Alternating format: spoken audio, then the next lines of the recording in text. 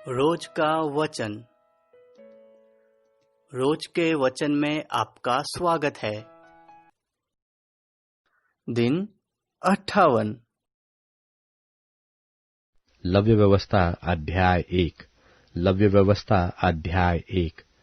यहोवा ने मिलाप वाले तंबू में से मूसा को बुलवाकर उससे कहा, इस्राएलियों से कह कि तुम में से यदि कोई मनुष्य यहोवा के लिए पशु का चढ़ावा चढ़ाए, तो उसका बलि पशु गाय बैलों व भेड़ बकरियों में से एक का हो। यदि वह गाय बैलों में से होमबलि करे, तो निर्दोष नर मिलाप वाले तंबू के द्वार पर चढ़ाए कि यहोवा उसे ग्रहण करे, और वह अपना हाथ होमबलि के सिर पर रखे, और वह उनके लिए प्रायश्चित करने को ग्रहण किया जाए। तब वह उस बछड़े को यहोवा के सामने बलि करे, और हारून के पुत्र जो याजक है, वे लोहू को समीप ले जाकर उस वेदी की चारों अलंगों पर छिड़के जो मिलाप वाले तंबू के द्वार पर है। फिर वह होमबलि पशु की खाल निकालकर उस पशु को टुकड़े टुकड़े करे।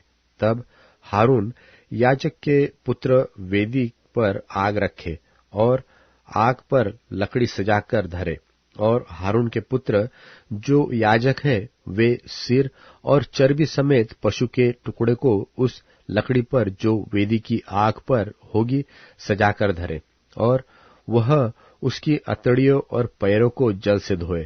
तब याजक सबको वेदी पर जलाए कि वह होमबलि यहोवा के लिए सुखदायक हवन ठहरे। और यदि वह भेड़ों व बकरों का होमबलि चढ़ाए, तो निर्दोष नर को चढ़ाए, और वह उसको यहोवा के आगे वेदी की उत्तर वाली अलंग पर बलि करे। और हारून के पुत्र जो याजक है, वे उसके लोहू को वेदी की चारों अलंगों पर छिड़के, और वह उसको टुकड़े टुकड़े करे, और सिर और चर्बी को अलग करे, और याजक इन सबको उस लकड़ी पर सजाकर धरे जो वेदी की आग पर होगी, और वह उसकी अतड़ियों और पैरों को जल से धोए।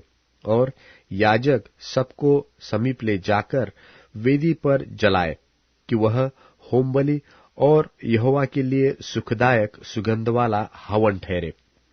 और यदि वह यहोवा के लिए पक्षियों का होमबलि चढ़ाए, तो पंडुकों व कबूतरों का चढ़ावा चढ़ाए।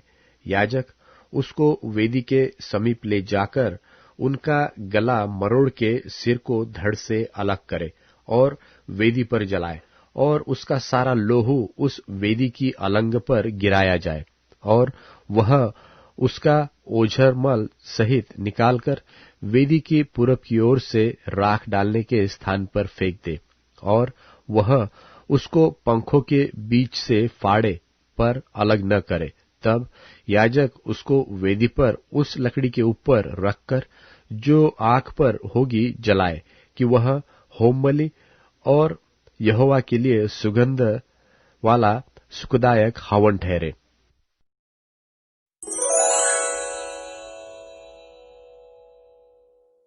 लव्य व्यवस्था अध्याय 2। लव्य व्यवस्था अध्याय 2। अन्नबलि की विधि। और जब कोई यहोवा के लिए अन्नबलि का चढ़ावा चढ़ाना चाहे, तो वह मैदा चढ़ाए और उस पर तेल डालकर उसके ऊपर लोबान रखे, और वह उसको हारून के पुत्रों के पास जो याजक है लाए, और अन्नबलि के तेल मिले हुए मैदे में से इस तरह अपनी मुट्ठी भरकर निकाले कि सब लोबान उसमें आ जाए, और याजक उन्हें स्मरण दिलाने वाले भाग के लिए वेदी पर जलाए कि वह यहोवा के लिए सुगंधदायक सुगंधित हवन ठहरे। और अन्नबलि में से जो बचा रहे सो हारून और उसके पुत्रों का ठहरे। यह यहोवा के हवनों में से परम पवित्र वस्तु होगी। और जब तक तू अन्नबलि के लिए तंदूर में पकाया हुआ चढ़ावा चढ़ाए, तो वह तेल से सने हुए अखमीरी मैदे के फुलकों व तेल से चुपड़ी हुई अखमीरी चपातियों का हो। और यदि तेरा चढ़ावा तवे पर पकाया हुआ अन्न बलि हो तो वह तेल से सने हुए अखमीरी मैदे का हो। उसको टुकड़े टुकड़े करके उस पर तेल डालना, तब वह अन्न बलि हो जाएगा। और यदि तेरा चढ़ावा कढ़ाई में तला हुआ अन्न बलि हो और वह मैदे से तेल में बनाया जाए, और जो अन्न बलि इन वस्तुओं में से किसी का बना हो उसे यहोवा के समीप ले जाना, और जब वह याजक के पास लाया जाए तब याजक उसे वेदी के समीप ले जाए, और याजक अन्न बलि में से स्मरण दिलाने वाला भाग निकालकर वेदी पर जलाए कि वह यहोवा के लिए सुखदायक सुगंध वाला हवन ठहरे। और अन्न बलि में से जो बचा रहे वह हारून और उसके पुत्रों का ठहरे। वह यहोवा के हवनों में से परम पवित्र वस्तु होगी। कोई अन्न बलि जिसे तुम यहोवा के लिए चढ़ाओ खमीर मिलाकर बनाया न जाए। तुम कभी हवन में यहोवा के लिए खमीर और मधु न जलाना। तुम इनको पहली उपज का चढ़ावा करके यहोवा के लिए चढ़ाना, पर वे सुखदायक सुगंध के लिए वेदी पर चढ़ाए न जाए। फिर अपने सब अन्न बलि को नमकीन बनाना, और अपना कोई अन्न बलि अपने परमेश्वर के साथ बंधी हुई वाचा के नमक से सहित होने न देना। अपने सब चढ़ावों के साथ नमक भी चढ़ाना।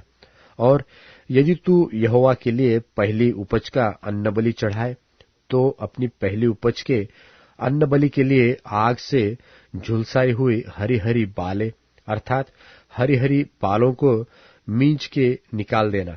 तब अन्न को चढ़ाना और उसमें तेल डालना और उसके ऊपर लोबान रखना, तब वह अन्न बलि हो जाएगा। और याजक मींचकर निकाले हुए अन्न को और तेल को और सारे लोबान को स्मरण दिलाने वाले भाग करके जला दे, वह यहोवा के लिए हवन ठहरे।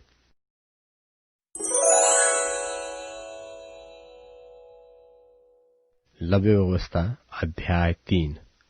लव्य व्यवस्था अध्याय 3। मेल बलि की विधि। और यदि उसका चढ़ावा मेल बलि का हो और यदि वह गाय बैलों में से किसी को चढ़ाए, तो चाहे वह पशु नर हो या मादा, पर जो निर्दोष हो उसी को वह यहोवा के आगे चढ़ाए। और वह अपना हाथ अपने चढ़ावे के पशु के सिर पर रखे और उसको मिलाप वाले तंबू के द्वार पर बलि करे। और हारून के पुत्र जो याजक है वे उसके लोहू को वेदी की चारों अलंगों पर छिड़के, और वह मेल बलि में से यहोवा के लिए हवन करे, अर्थात जिस चर्बी से अतड़ियां ढपी रहती है और जो चर्बी उनमें लटकी रहती है वह भी, और दोनों गुर्दे और उसके ऊपर की चर्बी जो कमर के पास रहती है, और गुर्दों समेत कलेजे के ऊपर की झिल्ली, इन सबों को वह अलग करे। और हारून के पुत्र इनको वेदी पर उस होम बलि के ऊपर जलाए जो उन लकड़ियों पर होगी जो आग के ऊपर है, कि वह यहोवा के लिए सुगंधदायक सुगंध वाला सुखदायक हवन ठहरे। और यदि यहोवा के मेल बलि के लिए उसका चढ़ावा भेड़ बकरियों में से हो, तो चाहे वह नर हो या मादा, पर जो निर्दोष हो उसी को वह चढ़ाए। यदि वह भेड़ का बच्चा चढ़ाता हो तो उसको यहोवा के सामने चढ़ाए, और वह अपने चढ़ावे के पशु के सिर पर हाथ रखे और उसको मिलाप वाले तंबू के आगे बलि करे। और हारून के पुत्र उसके लोहू को वेदी की चारों अलंगों पर छिड़के और मेल बलि में से चर्बी को यहोवा के लिए हवन करे, अर्थात उसकी चर्बी भरी मोटी पूंछ को वह रीढ़ के आगे से अलग करे। और जिस चर्बी से हथड़ियां ढपी रहती है और जो चर्बी उनमें लिपटी रहती है, और दोनों गुर्दे और जो चर्बी उनके ऊपर कमर के पास रहती है, और गुर्दों समेत कलेजे के ऊपर की झिल्ली, इन सबों को वह हवन करे और याजक इन्हें वेदी पर जलाए। यह यहोवा के लिए हवन रूपी भोजन ठहरे। और यदि वह बकरा व बकरी चढ़ाए तो उसे यहोवा के सामने चढ़ाए और अपना हाथ उसके सिर पर रखे और उसको मिलाप वाले तंबू के आगे बलि करे, और हारून के पुत्र उसके लोहू को वेदी की चारों अलंगों पर छिड़के, और वह उसमें से अपना चढ़ावा यहोवा के लिए हवन करके चढ़ाए, अर्थात जिस चर्बी से अतड़ियां ढपी रहती है और जो चर्बी उसमें लिपटी रहती है वह भी, और दोनों गुर्दे और जो चर्बी उनके ऊपर कमर के पास रहती है, और गुर्दों समेत कलेजे के ऊपर झिल्ली, इन सबों को वह अलग करे और याजक इन्हें वेदी पर जलाए। यह तो हवन रूपी भोजन है जो सुखदायक सुगंध के लिए होता है, क्योंकि सारी चर्बी यहोवा की है। वह तुम्हारे निवासों में तुम्हारी पीढ़ी पीढ़ी के लिए सदा की विधि ठहरेगी कि तुम चर्बी और लोहू कभी न खाओ।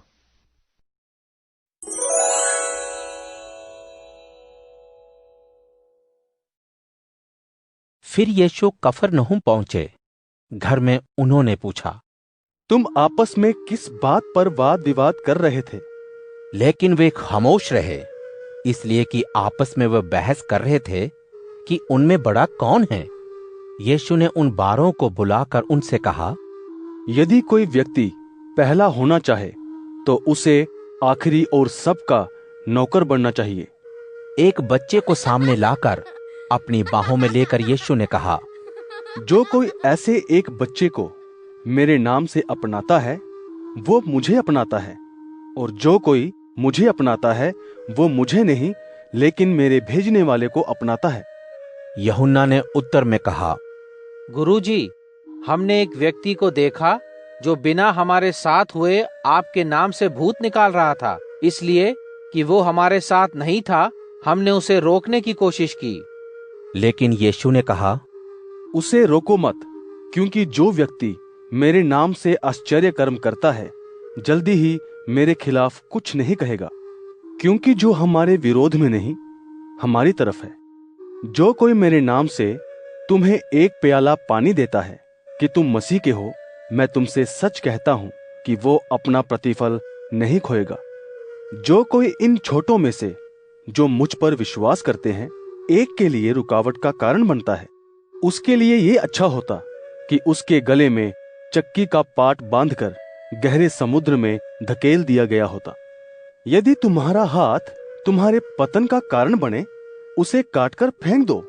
तुम्हारे लिए ये अच्छा है कि तुम लूले स्वर्ग में जाओ, बजाय इसके कि दोनों हाथों के साथ नरक की पीड़ा को भोगो, जो कभी खत्म नहीं होती है, जहां का कीड़ा मरता नहीं है और पीड़ा खत्म नहीं होती है।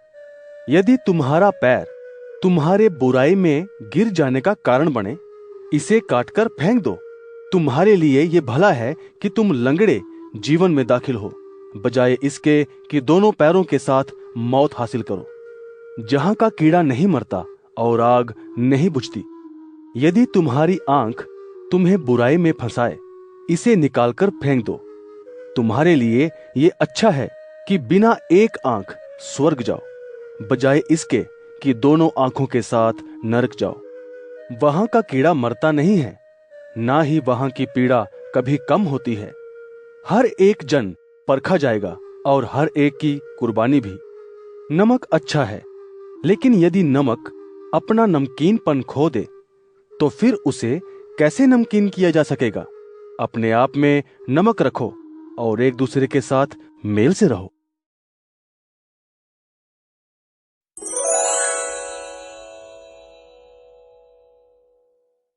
मरकुस अध्याय 10। यीशु उठकर यरदन नदी के उस पार यहूदिया के इलाके में पहुंचे और लोग फिर से उनके चारों तरफ इकट्ठे हो गए और यीशु उन्हें शिक्षा देने लगे।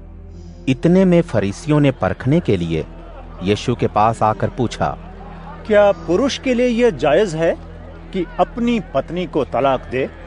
यीशु ने पूछा, मूसा ने क्या आज्ञा दी थी? फरीसियों ने कहा कि तलाकनामा पूरा होने के बाद ही एक व्यक्ति तलाक करे। यीशु ने जवाब में कहा, तुम्हारे मन की सख्ती की वजह से उसने ऐसा कहा था, लेकिन शुरुआत से परमेश्वर ने इंसान को पुरुष और स्त्री के रूप में बनाया है। इसी वजह से एक पुरुष अपने पिता और माता को छोड़कर पत्नी के साथ जुड़ेगा, दोनों एक देह हो जाएंगे। तब से वे अलग नहीं लेकिन एक देह कहलाएंगे। इसलिए जिसे परमेश्वर ने जोड़ा है उसे इंसान ना तोड़े। घर पर इसी विषय पर शिष्यों ने सवाल किए। यीशु ने उनसे कहा, जो आदमी अपनी पत्नी को छोड़कर दूसरी से विवाह कर लेता है वो उसके साथ व्यभिचार करता है। यदि पत्नी अपने पति को छोड़कर दूसरे से विवाह कर लेती है तो वो व्यभिचार करती है।